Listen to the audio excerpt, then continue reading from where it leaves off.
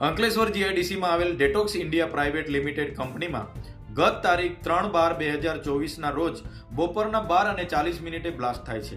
ત્યારે ત્યાં કામ કરનાર કામદારના પરિવારનો સાંજે 4 વાગે મારા પર ફોન આવે છે। ત્યારે અમે કંપની પર 4:30 વાગ્યાના અરસામાં પહોંચીએ છીએ।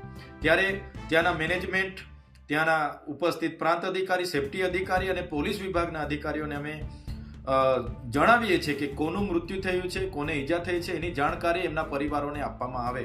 ત્યારબાદ 4 લોકોના મૃત્યુ થયા હોવાના નામ સહિતની જાણકારી ત્યાંના યુનિટ મેનેજર અમને આપે છે। એ પરિવારોને અમે બોલાવીએ છીએ।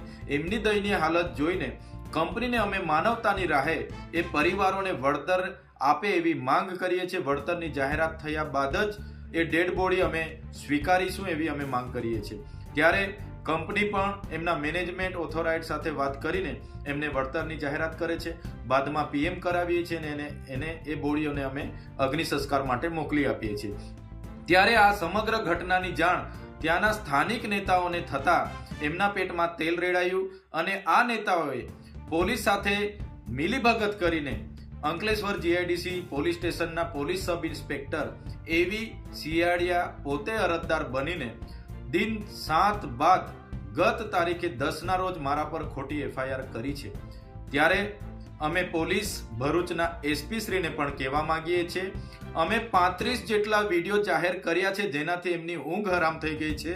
એના કારણે જ અમારો અવાજ દબાવવા માટે એ આ ખોટી ફરિયાદો કરે છે। ત્યારે એમની આવી ખોટી ફરિયાદોથી અમે ડરવાના નથી। ભરૂચ પોલીસ વિભાગ અને એસપીમાં પાણી હોય તો અમે 35 વિડીયો તમને આપેલા છે, જાહેર કર્યા છે। એ કયા અધિકારીઓ કોના માટે દારૂના ઠેકાઓ પર ઉઘરાણું કરે છે એના પર તપાસ કરે અને એમની સામે કાયદેસરની કાર્યવાહી કરે। ચૈતરભાઈ વસાવા એમની ટીમ પર એફઆઈઆર કરવાથી અમારો અવાજ દબાઈ જવાનો નથી।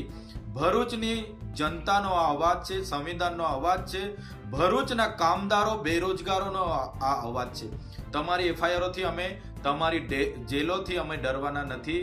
આવનારા દિવસોમાં અમે તમારી જેલો માટે પણ આવીએ છીએ। તમારી જેલો મોટી કરી દેજો।